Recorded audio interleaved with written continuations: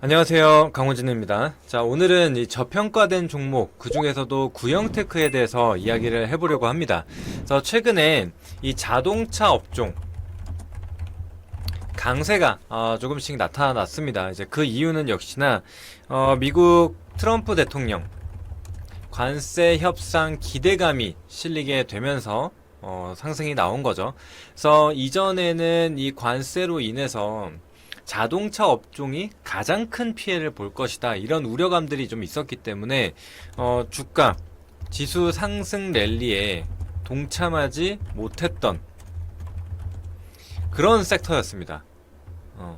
그랬는데 이런 것들이 해소될 가능성이 좀 보이다 보니까 이렇게 변동성이 살아났다. 그래서 현대차와 기아차가 급등을 좀 보였는데, 사실 완전히 해소가 된 것은 아닙니다. 그런데 그럼에도 불구하고 지금 이런 이슈들 혹은 불확실성들이 완전히 제거가 된다라고 한다면 자동차 섹터들이 이제 상승 랠리를 좀 펼쳐줄 것으로 좀 예상이 되거든요. 그래서 이런 부분들을 좀 생각을 해주시면 될 것 같고, 근데 이제 이뿐만이 아니라 사실 그 관세라는 그늘에 좀 가려져 있었는데 자동차 부품주들 보면은 굉장히 좋은 기업들이 많거든요.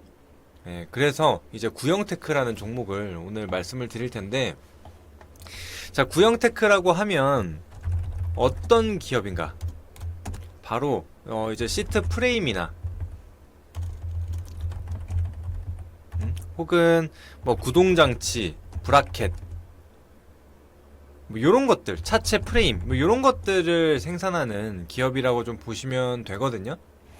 자, 그런데 뭐 이런 것들은 사실 크게 의미가 없고요. 뭐 어떤 거를 하느냐 정도만 알아두시면 되고, 중요한 거는 실적입니다. 실적. 자, 구형테크의 실적을 먼저 한번 보도록 할 텐데요.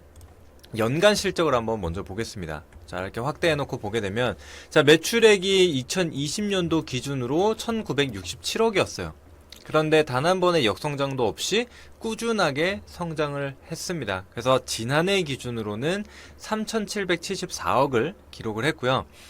자, 더 중요한 건 영업이익이에요. 영업이익이 2020년도에 29억이었습니다. 그러다 40억, 77억, 290억, 289억. 그래서 20년도 대비해서 24년도 기준으로 봤을 때 거의 영업이익이 10배가 증가를 했다라는 겁니다. 4년 만에 영업이익 10배 증가. 상당히 크게 성장을 한 것이죠. 자, 그리고 뭐 부채 비율 같은 경우에는 아무래도 이제 제조업이다 보니까 조금 높을 수는 있습니다. 근데 크게 무리는 없을 것 같고, 자, 유보율 같은 경우에도 지금 400%대에서 800%대로 늘어났습니다. 그래서 영업이익률이 상당히 안 좋았죠. 1%, 뭐 2% 수준이었는데 이제는 거의 8% 가까운 영업이익률을 기록을 하고 있다라는 거예요.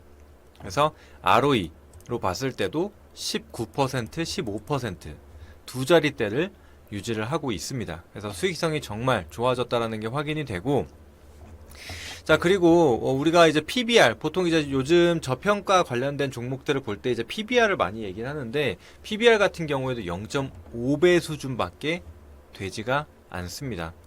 그래서 상당히 좀 낮다라고, 저평가 구간이다라고 좀 보실 수가 있고요.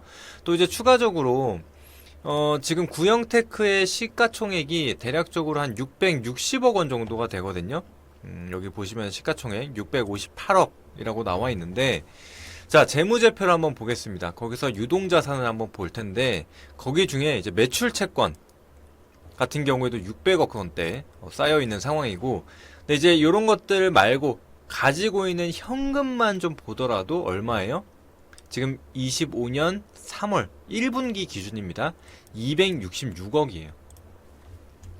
그렇다라고 하면은 지금 시총 대비해서 한 40% 정도의 현금을 가지고 있다는 겁니다.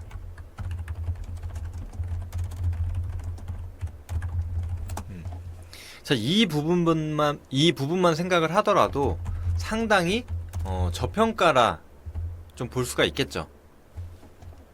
그래서 요런 종목군들을 우리가 알고 있어야 이제 본격적으로 자동차 관련주들이 움직일 때 큰 상승을 보여줄 수가 있다라는 겁니다. 그래서 요거를 좀 기억을 해주시면 좋을 것 같고, 자 이제 거기에 더해서 이제 미국 관세에 대한 부분이 있는데 이거를 좀 피해갈 수가 있는 게, 이제 구형테크 같은 경우에는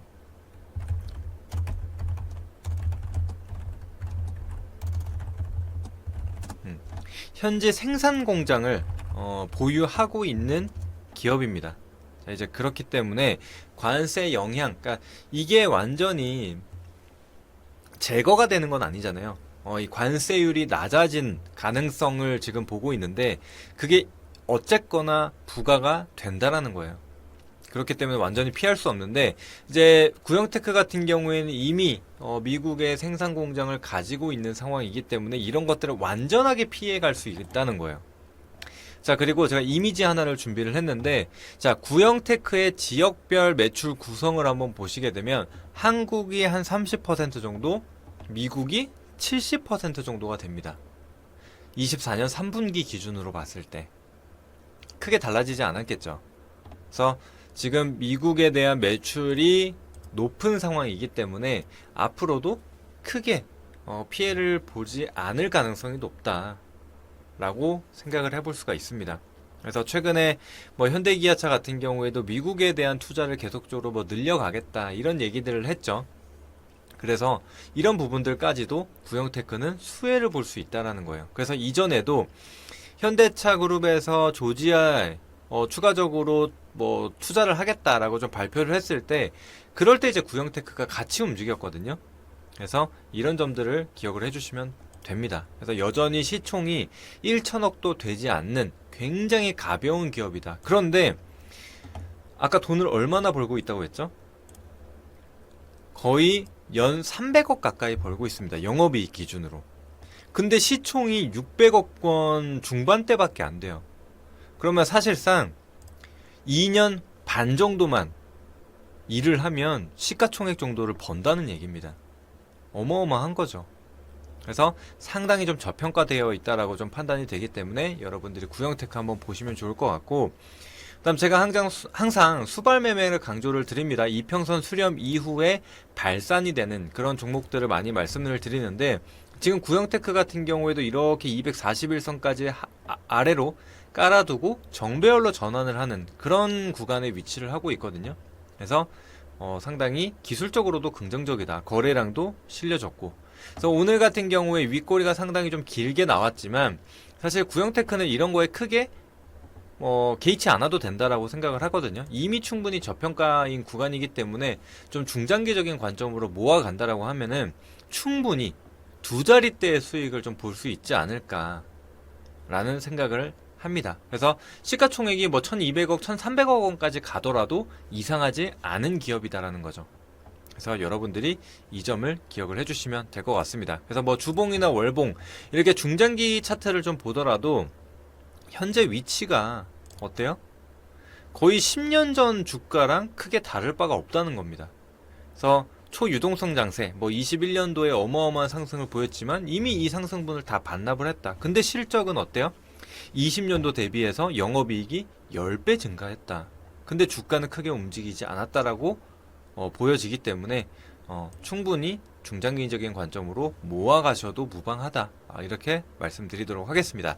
자, 오늘은 이렇게 간단하게 자동차 섹터 내에서도 좀 저평가되어 있는 구형테크에 대해서 한번 알아봤습니다. 그래서 여러분들이 관심 있게 봐주시고 꼭 수익도 내보시면 좋겠습니다.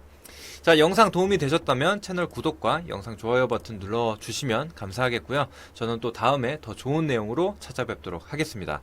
감사합니다.